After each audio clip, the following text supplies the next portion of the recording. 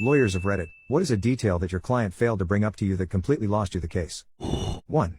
A friend of mine is a lawyer, and he told me about a client who showed up to court wearing the exact same outfit he had on during the burglary. When the CCTV footage was presented as evidence, the client looked down at himself and went, "Oh no." 2.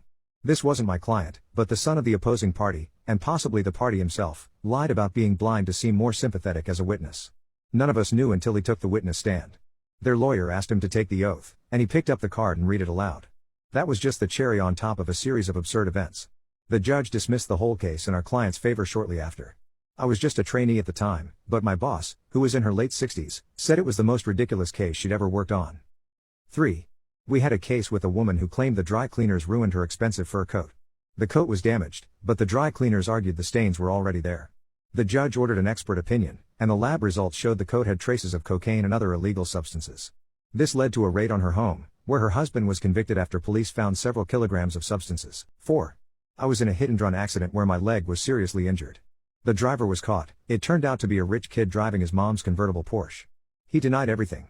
During the trial, the prosecutor asked how long he'd been driving, and he replied, "Do you mean legally or illegally?" The judge immediately started questioning him about his illegal driving, and his defense team just sank into their seats. Unsurprisingly, he lost the case. A year later, he tragically died in a boating accident. He flipped a speedboat while on vacation, and it turned out he had been drinking.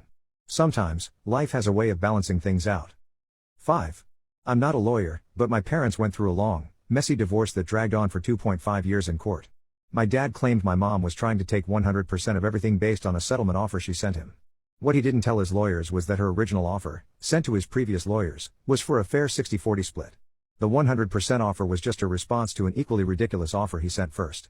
Once my mom proved her initial offer was reasonable, the judge basically ruled everything according to that first offer.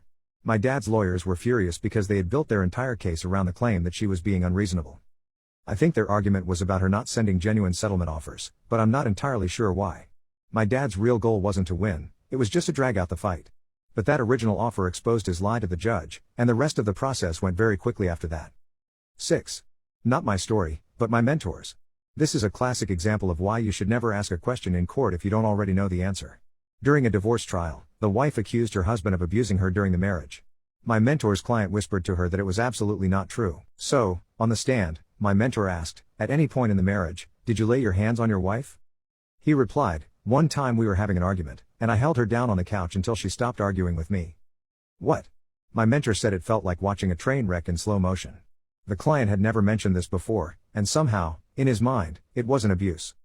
The judge ended up awarding the wife a lot more money as a result, and the husband was completely confused. My mentor, on the other hand, was fuming.